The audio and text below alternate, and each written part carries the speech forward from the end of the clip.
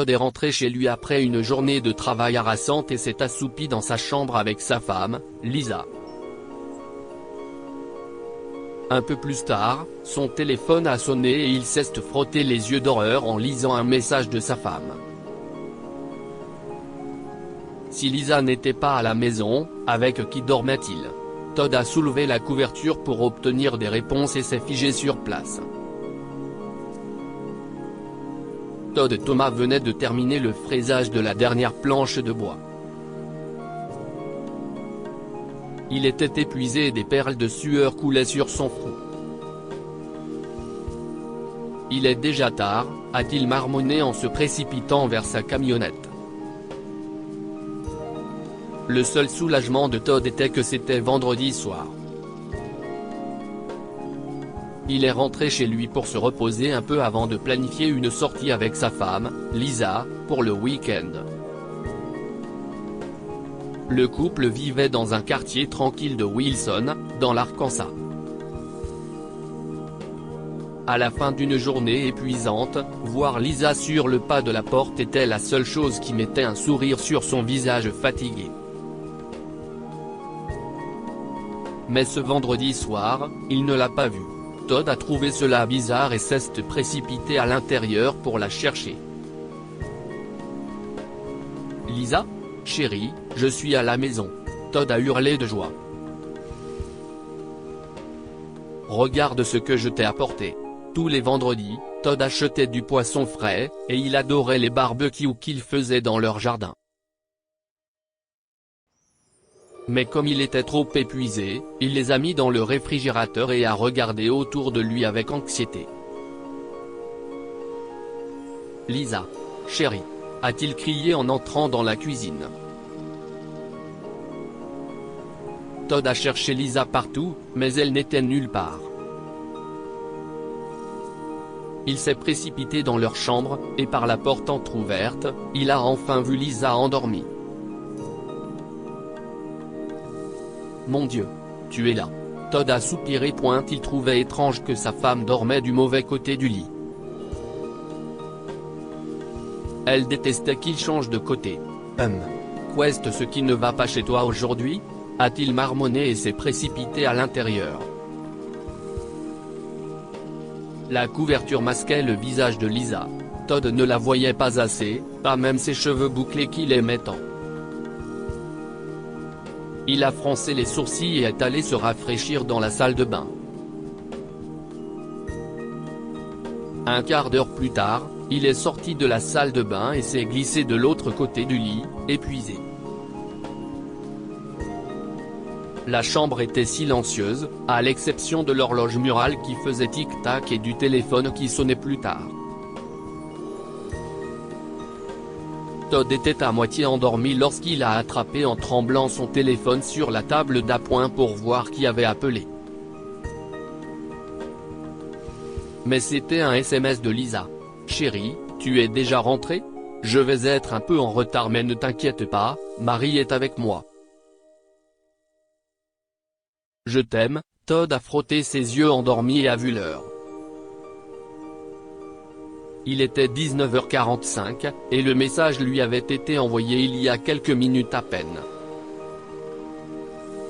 « Lisa ?» a crié Todd. Il s'est retourné et a sauté hors du lit, effrayé. « Si Lisa n'est pas à la maison, alors qui dort à côté de moi ?» Todd a frissonné de peur en retirant lentement la couverture de la personne qui se trouvait sur son lit.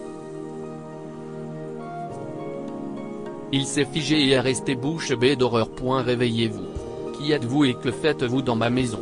Et dans ma chambre à coucher? A-t-il fulminé à l'adresse de la femme âgée endormie sur son lit. La femme s'est réveillée et a regardé Todd dans les yeux, et ses yeux se remplissaient de larmes. « Je suis tellement désolé. Je ne savais pas quand je m'étais endormi, » s'est-elle écriée. Todd a aidé la femme à descendre et lui a donné un verre d'eau froide. « Maintenant, dites-moi comment vous êtes entré ici, » lui a-t-il demandé. « Vous ne savez pas que la violation de domicile est un délit ? Vous pourriez être emprisonné pour cela. La femme avait l'air désolée et souffrant. Ses yeux étaient fatigués et sa peau un peu tannée. Il suffisait de la regarder pour comprendre qu'elle avait erré toute la journée sous le soleil brûlant. Je m'appelle Alice et j'étais avec mon gendre, Steven, a-t-elle dit. Il m'a dit qu'il allait chercher de l'essence et m'a déposé ce matin sur l'autoroute. Mais il n'est jamais revenu, et il faisait de plus en plus sombre. Todd est déconcerté. Il a demandé à Alice si elle avait un téléphone, mais elle n'en avait pas. Elle avait plus de 70 ans et se souvenait à peine du numéro de téléphone de quelqu'un. Nous allons réfléchir à la suite, mais vous ne m'avez toujours pas dit comment vous êtes entré ici, a dit Todd. Il s'est avéré que Lisa avait oublié de fermer la porte à clé avant de quitter la maison ce jour-là. Alice se promenait dans le jardin de Todd lorsqu'elle a eu soif. Personne n'a répondu à la sonnette et à mes coups. La porte était ouverte, alors je suis entré pour demander de l'aide, a raconté timidement Alice. J'ai cherché de l'aide partout, à mon insu, je me suis endormi dans la chambre à l'étage. J'étais épuisé et j'avais faim. Todd a eu pitié d'Alice. Il lui a servi des nouilles et a immédiatement appelé son fils, Léo, pour qu'il vienne. Léo était un avocat en herbe qui croulait sous les dettes à cause du prêt étudiant qu'il a contracté auprès de la banque.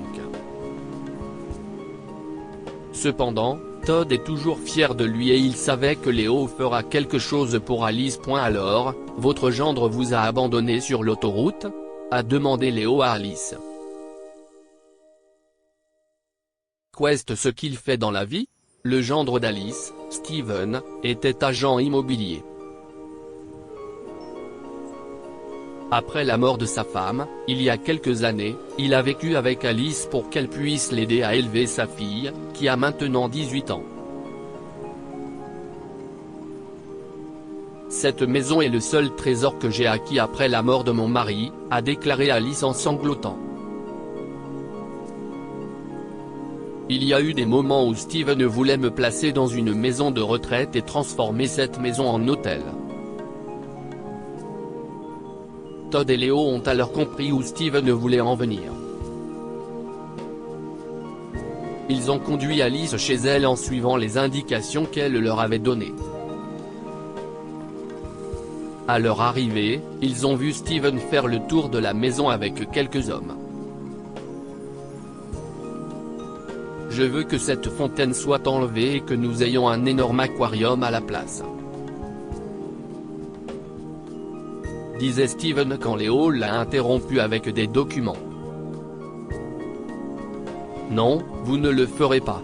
Cette maison appartient à Madame Alice Cooper, et si est elle qui décide de l'emplacement de la fontaine,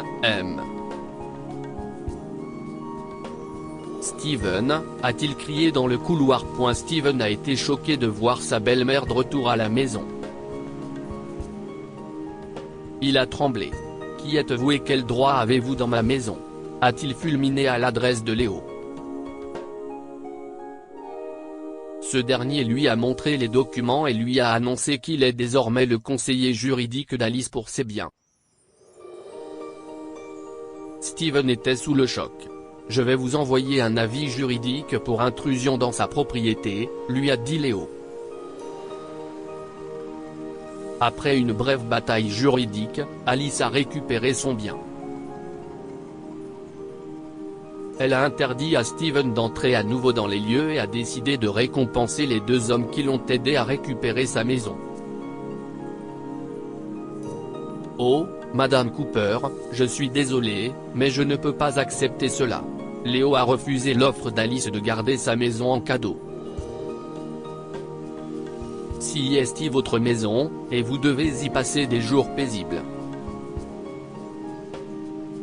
Mais Alice a insisté.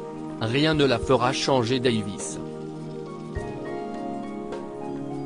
Peu après, elle a fait de Léo l'héritier légal de sa maison. C'était un cadeau inattendu, et même si Léo pouvait rapidement la vendre pour rembourser ses dettes, il a décidé de la garder. Impressionnée, Alice lui a offert quelques bijoux de famille pour qu'il les mette en gage et rembourse ses dettes. Cette fois, Léo n'a pas pu résister à cette offre. « Je les récupérerai très bientôt », a-t-il promis. Todd et Léo ont aidé Alice à embaucher des femmes de ménage pour s'occuper de la propriété et lui ont proposé d'aménager avec eux. D'abord réticente, elle a accepté. Vous savez, vous ferez une grand-mère géniale pour mon enfant, a dit Léo à Alice en la caressant sur le chemin du retour. Oh, papa, au fait, Amy est enceinte, a-t-il ajouté, et les trois en rient.